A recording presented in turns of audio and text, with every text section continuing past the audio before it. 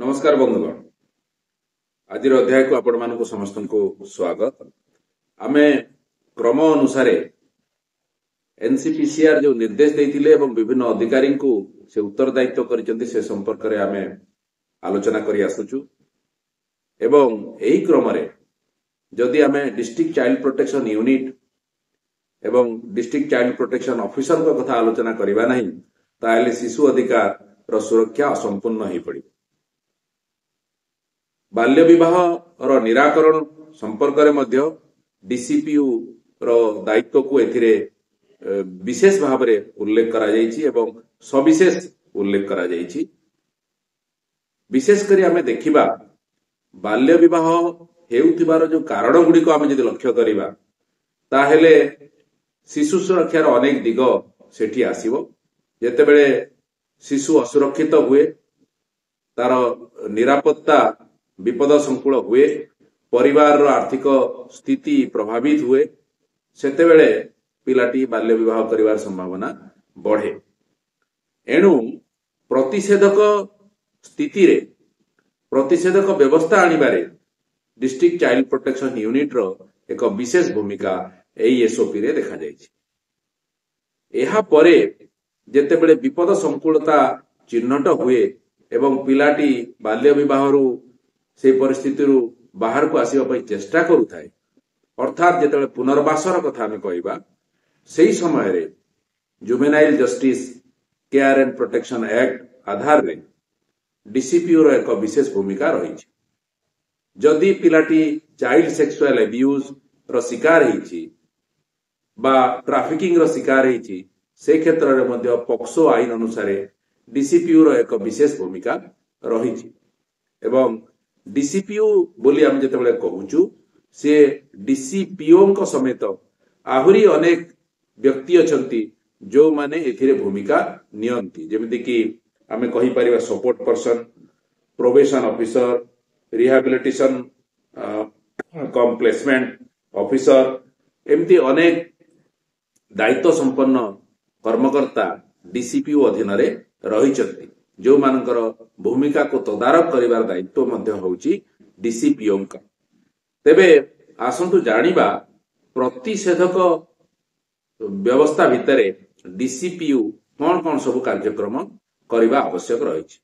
गत किछि वर्ष धरी ओडिसा रे बाल्य विवाहर निराकरण रे मु जेतिकी भूमिका नेबार चेष्टा करूची जने कर्मी भाव रे ए भितरे अनेक डीसीपीयू सहित मोर जोगाजोग हेइची एवं सेमाने विभिन्न पदक्षेप नेउचंती किछि किछि जगह रे पदक्षेप नेला बेले तांकर मध्य अनेक असुविधा रहिथिबार मु अनुभव करिछि।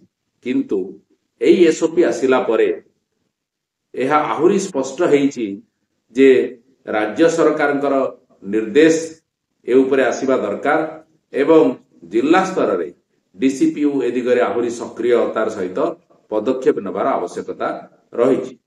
जेपरि कि जेतिकी रन अवे पिला आसुचंती बा घरु छाड़ी घरु बाहरी आसी पळै जाउचंती पिला माने से समस्त पिला मानकर एक नथिकरण प्रत्येक डीसीपीयू पाखरे रहिबा जरूरी बोली एई एसओपी रे कोहा जायछि।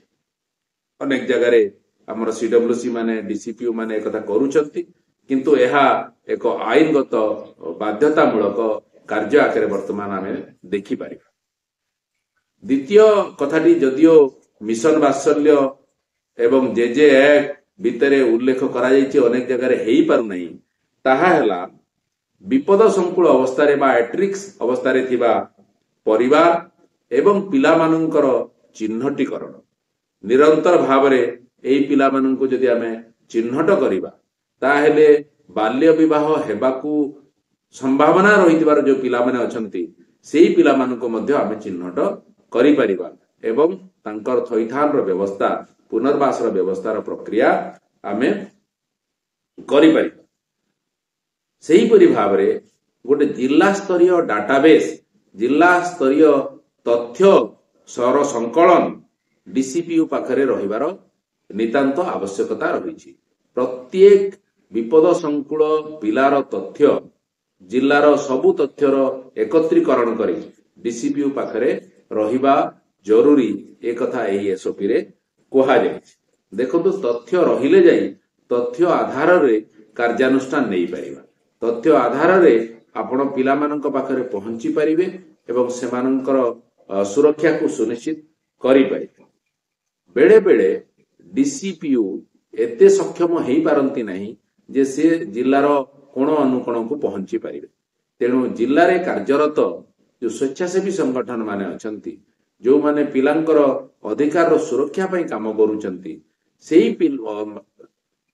सेही अनुष्ठान मानक सहित एक भागीदारी बा सहभागिता मध्य डीसीपीयू तरफरु करा जिबार आवश्यकता को एथिरे गुरुत्व दिया जायछि। बेले बेले सूचनार अभाव रु मध्य पिला असुरक्षित रहे। तेणु सचेतनता सृष्टि उपरे एथिरे गुरुत्व दिया जायछि।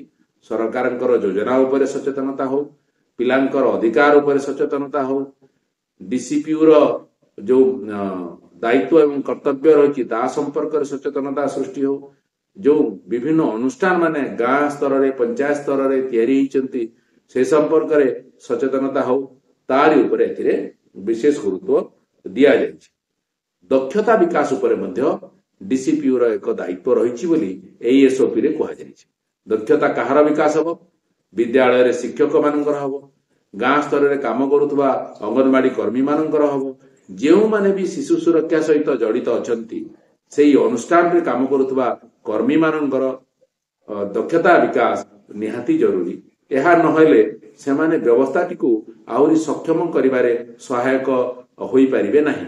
तेणु दक्षतार विकास डीसीपीयूंकर दायित्व एवं जेतिकी आईन अछि जेतिकी योजना अछि ए योजना गुड़िक कार्यकारी करिबारे जो मानकर भूमिका अछि से सबु उपरे गोटे 3 मासरे थरे अति कमरे गोटे सभा करा जाय तार तथ्य संग्रह करबा सहित ताकू आहुरी सुदृढ़ीकरण करिवार व्यवस्था करा जाय।